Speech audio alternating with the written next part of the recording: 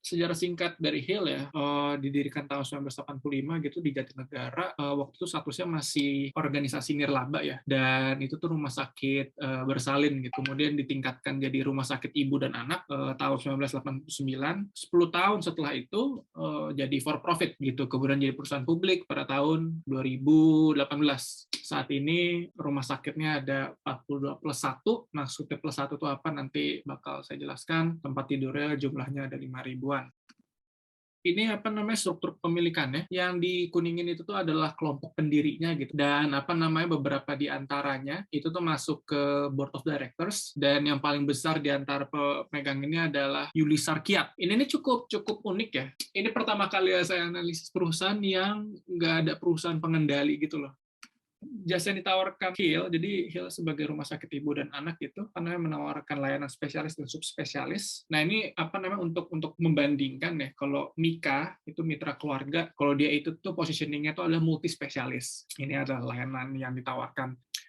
Nah, untuk distribusi rumah sakitnya itu tuh Hill itu tersebar di seluruh Indonesia ya. Dia ada 42 rumah sakit, 8 tipe B, 34 tipe C. Apa yang tipe B itu jadi Jabodetabek, kalau misalnya yang tipe C itu tuh di Bodetabek gitu. Jadi semua yang di Jakarta itu dulu di tipe B. Yang tadi plus 1 itu sebetulnya itu ada di Papua. Itu tidak dimiliki oleh Hill tapi di manage sama Hill gitu. Dimiliki sama siapa di Papua itu organisasi lokal sana lah. Nah, ini mungkin ada pertanyaan kayak maksudnya B dan C itu apa? Apa itu tuh berdasarkan layanan yang diberikan lah. Jadi ada rumah sakit tipe A sampai rumah sakit tipe E. Rumah sakit tipe A itu rumah sakit pusat kayak Cipto Mangunkusumo, cuma ada kurang dari 10, lupa sih berapa gitu. Pokoknya tuh yang memberikan layanan spesialis yang luas dan subspesialis yang luas. Kemudian yang membedakan tipe B itu dia spesialisnya moderat, subspesialisnya luas gitu. Yang C subspesialis dan ya pokoknya turun-turun gitulah. Nah, tapi kalau rumah sakit E itu maksudnya bukan maksudnya rumah sakit yang kayaknya paling kasihan ya gitu, tapi itu kayak rumah sakit Darmais gitu. Nah itu tipe E yang benar-benar kayak spesifik gitu. Nah untuk membandingkan, saya bandingin sama Mika. Nah kalau Mika ini dia terkonsentrasi di Jawa aja, jumlahnya ada 26 rumah sakit, dan pas waktu tahun 2017 Mika mengakuisisi jaringan rumah sakit dari Kasih Group, dan jaringan rumah sakit dari Kasih Group ini itu sebagian besar oleh pasien JKN. Kalau misalnya dilihat ya, Mika itu strategic decision-nya pada tahun 2017 itu untuk biar lebih mengayomi pasien-pasien JKN itu, karena memang kebanyakan komposisi dari mitra keluarga itu tuh B. Nah, kurang lebih inilah perbandingan jumlah rumah sakitnya lah kayak gitu. Nah, Mika itu punya D, rumah sakit tipe D, tapi itu di Sukabumi. Pengguna atau pembeli jasa Hill itu kayak apa? Ini diambil dari annual report-nya dan konsisten ya dari tahun 2018 sampai tahun 2020. Nah, itu kelas menengah dan kelas menengah baru. Honestly, maksudnya kelas menengah baru saya pun juga belum cari tahu lebih banyak ya. Dan positioning dari Hill-nya itu tuh memposisikan diri sebagai rumah sakit pilihan untuk pasien JKN. Jadi memang dia modeling rumah sakitnya itu tuh memang untuk pasien JKN gitu. Jadi makanya dia rumah sakit tipe C-nya gitu. Memang banyak lah pemasok Hill. Ini sebetulnya berangkat dari pemikiran bahwa perusahaan itu kan hubungannya itu 3 ya, supplier, manajemen, sama konsumen gitu loh. Dan supaya saya itu bisa lebih paham gitu, alurnya dari si rumah sakit ini saya kayak juga pengen tahu gitu, kayak berangkat dari mana gitu loh, siapa suppliernya gitu, siapa pemasok Hill. Ini sebetulnya bisa dilihat secara sederhananya, ini sebenarnya bisa dilihat dari COGS-nya gitu. Dan ini diambil dari financial report tahun lalu sih, bulan September ya, kurang lebih ada obat pelengkap medis, terus habis itu gaji dan kesejahteraan karyawan. Ini ya common sense lah ya, kayak apa teman-teman mikir kayak rumah sakit kan beda ya sama manufacturing ya gitu, kayak mungkin misalnya kayak dari rumah sakit ini adalah layanan gitu loh, jadi bisa dibilang kayak yang dipasok tuh SDM-nya gitu loh, kemudian ditambah dengan obat dan perlengkapan medis. Dari COGS-nya itu tuh kurang lebih si obat dan perlengkapan 41%, dan kemudian 23% untuk gaji dan kesejahteraan karyawan. Ini gaji dan kesejahteraan karyawan yang melekat ke pendapatan gitu. Jadi bukan yang fixed cost, bukan yang kayak misalnya kayak ya, satpam apa segala-gala. Nah, itu tuh di beban usaha. Berangkat dari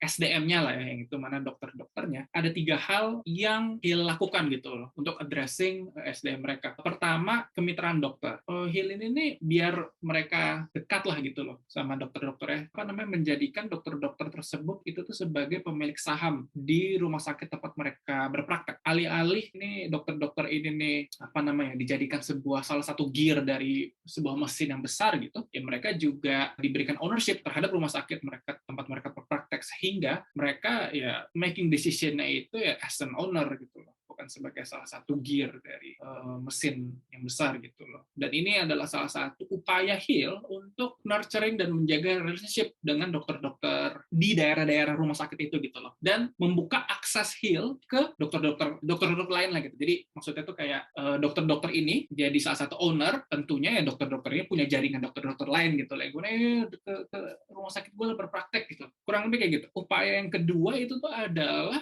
Hill itu tuh juga bekerja sama dengan institusi pendidikan gitu loh. Dilihat di sini ini ada akademi keperawatan bla bla bla gitu. Jadi mereka kerjasama dengan institusi pendidikan gitu untuk sourcing tenaga-tenaga medis yang mereka butuhkan. Dan yang ketiga itu adalah Hermina juga mendirikan lembaga pelatihan gitu nih untuk mendukung pengembangan SDM. Persoalan meresmikan Hermina Learning Center gitu untuk pelatihan bersertifikasi. Ini kurang lebih adalah ekosistem yang Hill ciptakan untuk sourcing dan menjaga kualitas dari SDM mereka. Sayangnya ini harusnya tuh dibandingkan sama at least Mika ya. Mika tuh sendiri kayak gimana untuk menentukan apakah upaya Hill ini sudah cukup bagus atau belum gitu. Nah, ini ke kinerja Hill ya. Pertama ke performa penjualan dan kualitasnya. Si Lom itu tuh superior, tapi ya Hill sebetulnya sobat. Dan pada Juli 2020 kelihatan itu turun ya. Nah, kalau misalnya dari annual report-nya si Hill, kenapa emang ada decrease revenue itu tuh karena lockdown. Yang mana sebetulnya kalau misalnya ini kita bicarain mall ya, kayaknya iya lockdown, orang nggak bisa berbelanja gitu loh. Nah, lockdown terus habis itu banyak pasien yang nggak bisa datang ke rumah sakit. Bukannya banyak, justru malah bakal banyak pasien yang harus ke rumah sakit. Ya gitu-gitulah. Saya jujur kayak kurang paham, ya mungkin karena emang belum sempat lebih jauh, tapi ya kurang lebih kayak gitulah alasan mereka gitu. Mereka udah addressing ini kok di annual report. Nah, kalau misalnya kita breakdown ya revenue mereka, ada dua driver gitu. Pertama dari rawat inap, kemudian bisa dari rawat jalan. Nah, kalau misalnya rawat inap sendiri tuh yang driver itu paling besar gitu, sekitar 65%. Yang kalau misalnya dari komponen individunya yang paling besar itu obat dan perlengkapan medis. Kesimpulannya kayak saya sempat ulik gitu. Memang secara agregat itu tuh total rawat inap ya, itu tuh merupakan pendorong revenue Hill gitu kan. Ya, lebih dari 50%. Tapi secara komponen terpisah, obat dan perlengkapan medis yang merupakan pendorong revenue yang paling kuat gitu. Nah, kalau misalnya dari tren pasiennya ya, kayak ginilah trennya gitu.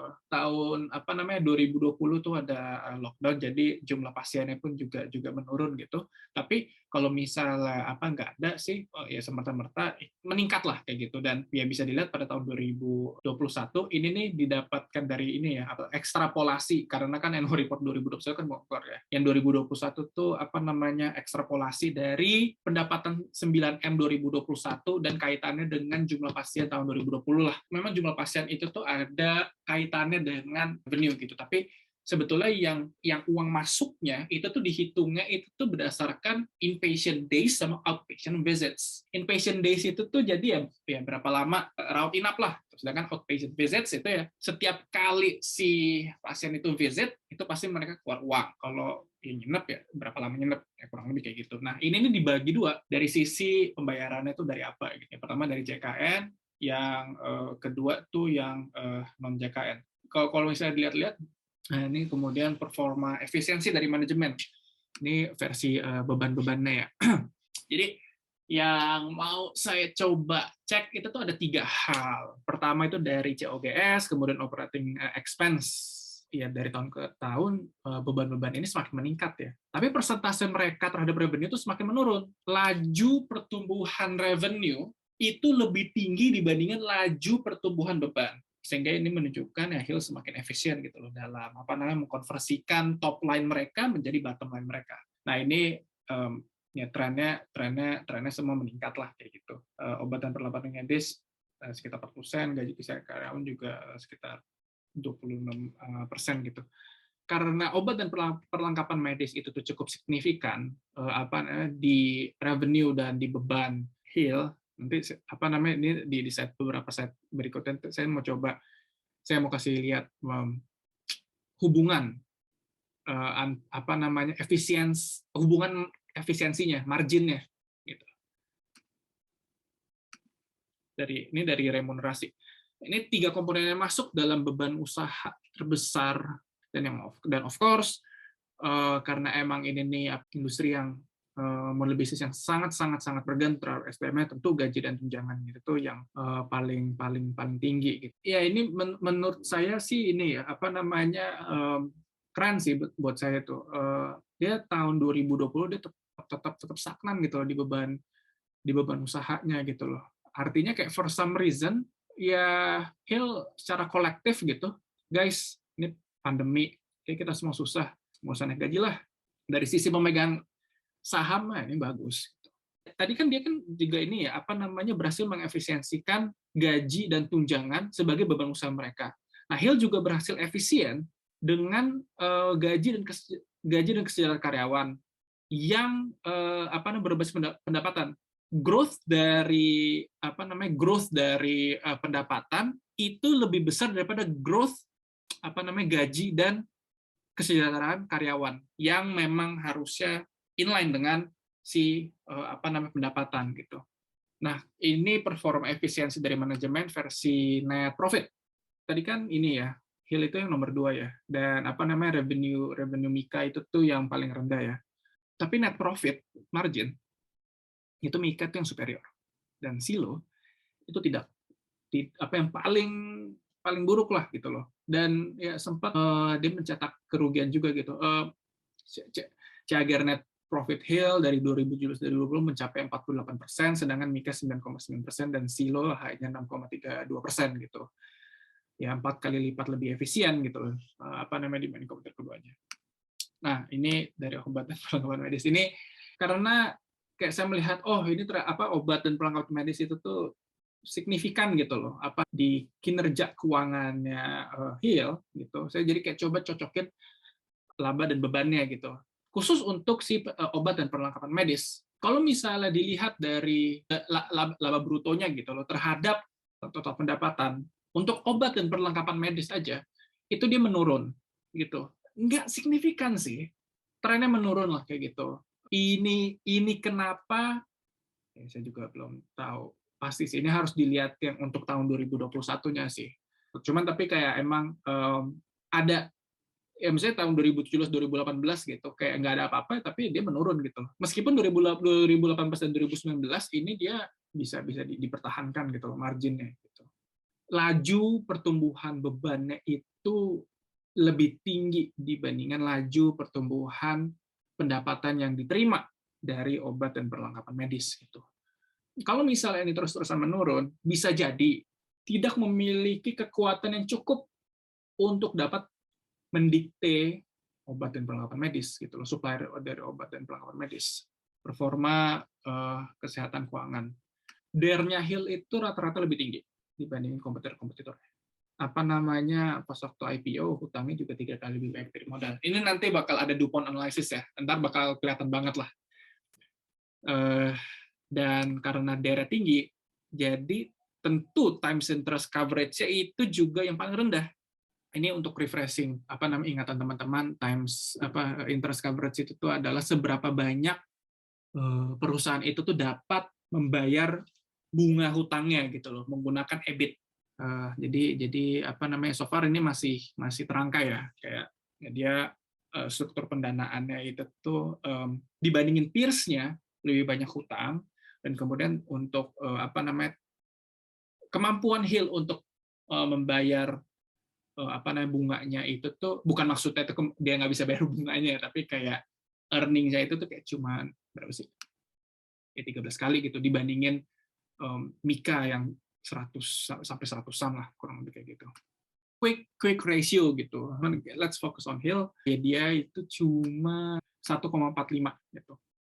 Dan quick ratio itu ini minus inventory ya. Jadi emang yang account receivable dan tunai lah kayak gitu. Kalau misalnya current itu kan tambah inventory.